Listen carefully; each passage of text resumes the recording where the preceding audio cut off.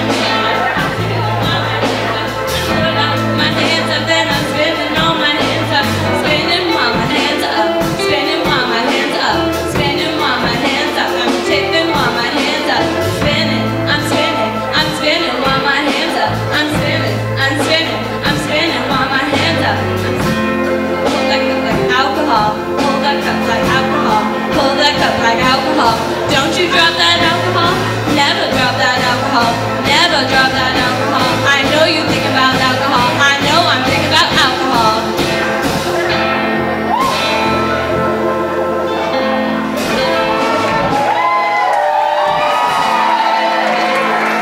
Awesome, thank you for that. Do you guys like my crown? It's actually a bedazzled visor, but Queen Bee wears it like a crown, so that's what it is. I actually found it online for $425 and actually considered buying it because I was like, this is my first song missing and I really need to commit, you know? But I don't have that Bay money, so I didn't. But I made it, as you can probably tell from there. I'm pretty proud of it, though, because I spent $14.82. I only got halfway done with it, and I was hammered the whole time I was making it. So, I don't expect I'm going to wear it again, so if anybody wants it later, come find me. It's all yours. So, this song, 7-Eleven, is all about drinking alcohol. I don't know if you know that. But clap if you like drinking alcohol. Yeah. Clap, clap, clap, clap, clap it. So I drank a lot in college, but I went to school in Athens, so I felt pretty sober most of the time. You could be crawling around on the floor with, you know, looking for your friend's shoe with vomit on your face and still be the one who paid for the pokey sticks and like made sure everybody got water before they went to bed. So I might have been hugging the toilet, but the girl with one shoe was definitely sitting in the shower with cold water running until 5 a.m. Like, at least I was using the approved puke receptacle. I was dry. And these were small victories at 20, so. But you can't always be the babysitter. Sometimes your baser instincts sort of start screaming at you, and there's just nothing you can do to stop it except appease them. So jump off that wall right there, my lizard brain would command. And I would look down at my flip-flops and the 6-foot retaining wall, and I would say yes. The lizard would say, ride this chair down that big fucking hill. And I would look at my flip-flops and the 45-degree hill between my dorm and the next, and that stock rocking chair that we all had that leaned back too far, and I would say, fuck yes. Needless to say, I hurt myself a lot, and I still do, because 85% of my social life is based around drinking. At a certain point, I think you just keep booze around, and people expect booze to be around. So when you invite people to hang out, it's totally contingent on what what you have in your bar. It's like, hey, I gotta clean out my closet. Come drink cocktails and tell me my pants don't fit. Or hey guys, we're gonna watch a movie tonight. We have tons of beer. We got this new crazy whiskey and a box of wine. No, it's a good box. So I think alcohol is cool because it can give you a lot of things. Like, it can give you hope or clarity, or like the push you need to really get something done. Like, I'm gonna call that asshole right now and tell him what I really think. Or like, oh baby, I'm so sorry, I love you, take me back. Or whatever you say when you want someone to come over and have sex with you right now, There's probably an emoji for that now, though. I guess you could probably use like the okay hand and like the pointer finger. I'm not saying I've done that before. So I lucked out and I got some good stuff from alcohol, like friends who stayed my friends after binge drinking together, new friends who were strangers once, and even my husband sort of, because he put up with all manner of shenanigans until alcohol slapped me in the face and was like, you like him. Because I was a late bloomer. I have another list of things that alcohol has given me, including acquaintances who don't look me in the eye, credit card debt, a closer look at my bathroom fixtures, a tattoo, and chronic back pain. I'm pretty happy with the tattoo. It definitely could have been a lot worse. But it's definitely not all good, Turns out shots for everyone is not like a super great start on the road to financial freedom. Walking down the road to our regular bars got old, so we would start taking road trips to like Nashville and Charleston and New Orleans and drink our faces off in their bars. And it turns out that cost money, too. So then when I was out of school, I worked for a nonprofit and I was making like 20 cents an hour. And I started a savings account, like a smart person. Savings, smart. No, that's insane. I never did that. I started a weekly happy hour club, which included a series of portraits and a Facebook group. None of that fancy shit lasted very long, but the feeling of your favorite bartender handing you your drink before you even sit all the way down, that lasts forever. And of course, the credit card debt lasts a while too.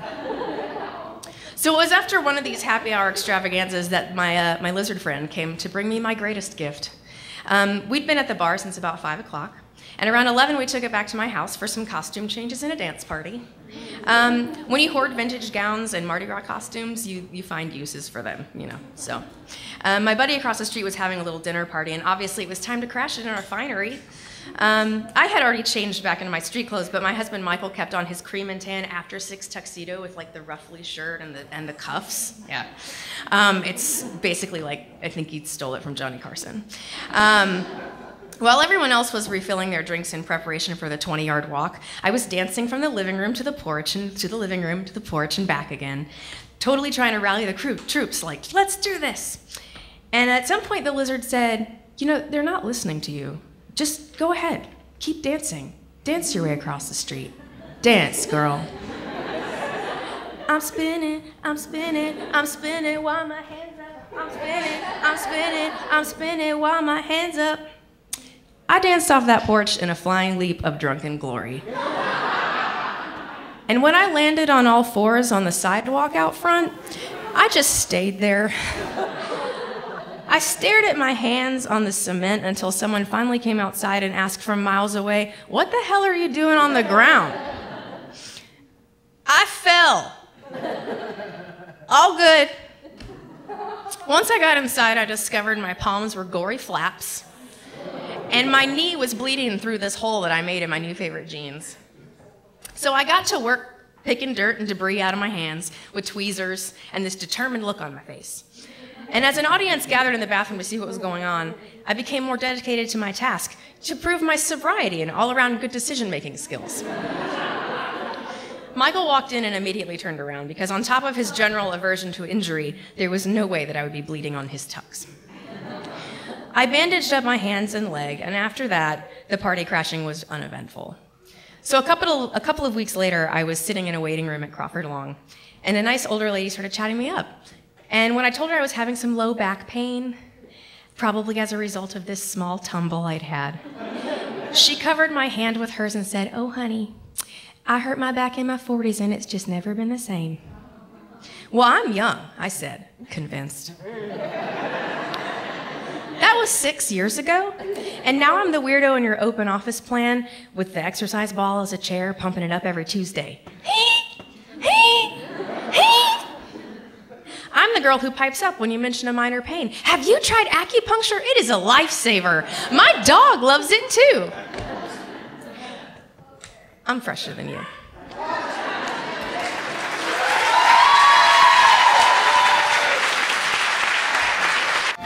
Stare so deep in your eyes, I touch on you more and more every time. When you leave, I'm begging you not to go. Call your name 2, 3 times in a row.